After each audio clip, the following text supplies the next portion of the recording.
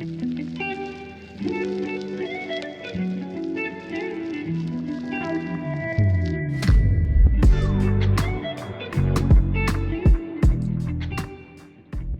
YouTube, it's Craig here, and I'm back with a new video. In this one, we're going to be talking about my second Italian pen in my collection, which is the Montegrappa Venetia. So let's get right into this pretty celluloid pen. All right, you guys, so we are checking out the Montegrappa Venetia. This is a limited edition. I believe this is a US exclusive, but they made 4 different colors, and I got the dark blue and in a fine. I'm going to check this out. Here's the box with Montegrappa's logo on top of it. There's another inner box, which is very nice. Feels kind of leathery, leatherette. We open up the box, and inside we have the pen. Put this off to the side for the time being. And the rest of the box, you get the product info and 2 little standard international ink cartridges. I believe these are just black ink. But here we have the pen in this really pretty celluloid. Has a little roller sort of ball on the end of the clip and a tension clip there. The chatoyance in that celluloid. The bottom comes down to a point. Top is also to like a rounded off point. On the cap band it does say Montegrappa, Italy, number 34 of 100. So we unscrew this. It has this really smooth step down. Really smooth, nicely polished step down. The threads are unintrusive. Now it doesn't have a big threaded section there. And it comes down to this nice flared grip, which feels very, very nice. You can probably post the pen, but it doesn't feel like it's meant to be posted. That vibrant celluloid. Just looks like a black pen. Not anymore. That is really pretty. There's a little close up on the nib. Montegrappa, 18 karat. And it has an ebonite feed. Here's a little size comparison with some of my other European pens. So we have the Venetia in dark blue, the Mont Blanc 149, the Visconti Homo Sapiens Bronze Age, and then a Lamy 2000. So you can get an idea. As far as length goes, it's comparable to the 149, but just not quite as girthy. Very similar to the Visconti Homo Sapiens. The Homo Sapiens just doesn't taper quite like the cap does on this one. There's a little size comparison of the nibs between the Venetia Visconti Homo Sapiens and Mont Blanc 149. The 149 isn't as big and impressive as it used to kind of look. I mean, it's still bigger, don't get me wrong, it's still the biggest nib here, but the other ones aren't that far off. I like that the section also has some of that chatoyance. It's also made out of the same celluloid. And here we just have a cartridge converter. I think as far as ink goes, I'm going to use Pilot Konpeki. It's not quite the same blue, but it'll look really nice with this pen.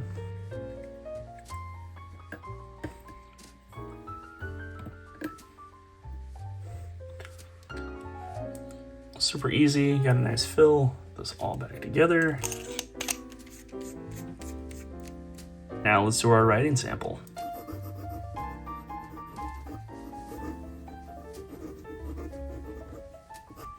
Montegrappa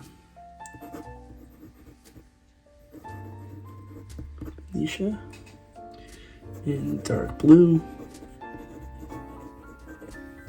It's number 34 of 100. This is a USA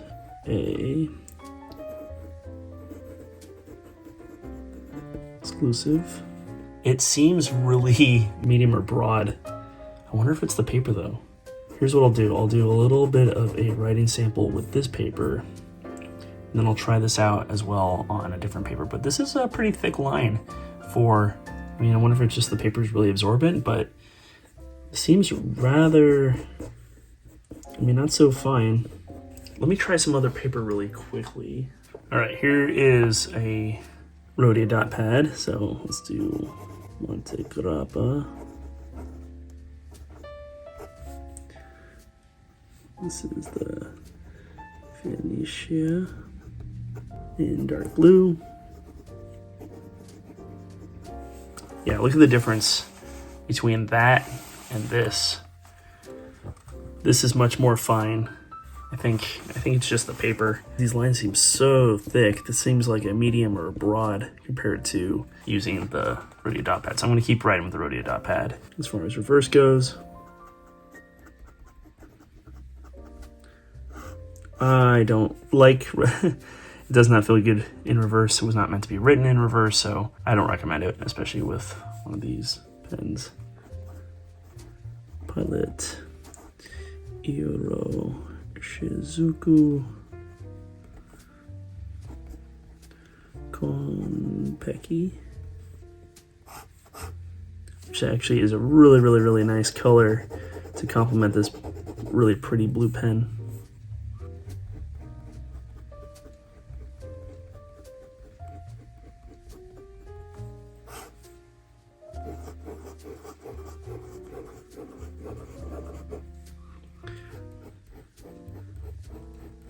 You can very lightly push down on it, but I don't recommend trying to flex this nib.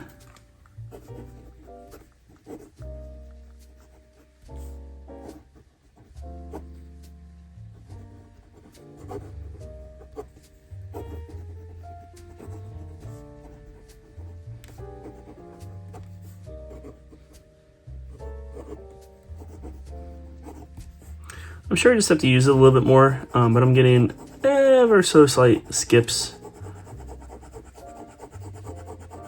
Feels really good. It might be the angle that I'm also holding the pen at.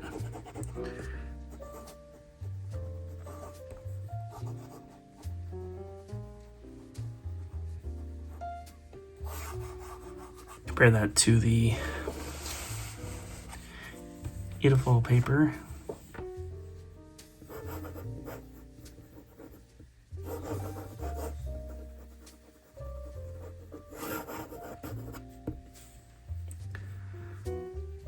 I mean, this paper also feels really good.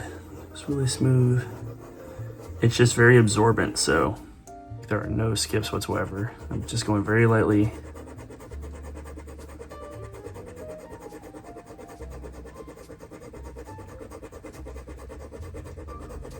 And this can keep up. It really just depends on the paper, I guess. Another new nice addition to the collection. Trying it out in 2 different papers. You can even see the slight color difference between how the ink looks on this Irofo paper compared to this Rhodia dot pad. Ever so slight color difference. And you can even just, the line variation is way different on these papers. You know what? It's a European fine, so it does write like a Japanese medium. And on the Rhodia dot pad, it writes like a regular fine. A really comfortable to use pen, really smooth. Really doesn't show any fingerprints, which is nice. And I think it's just a handsome looking pen. Happy to add something different to my collection. The camera just doesn't do it any justice. I really brighten this up for you guys. Another nice addition to the collection. And that's the video. Thanks so much, you guys, for watching. If you have any questions, leave a comment down below. If you like the video, give it a thumbs up. Please subscribe for more content like this, and check out my Instagram at Roccanova for more awesome content. I'll see you all in the next video. All right, peace.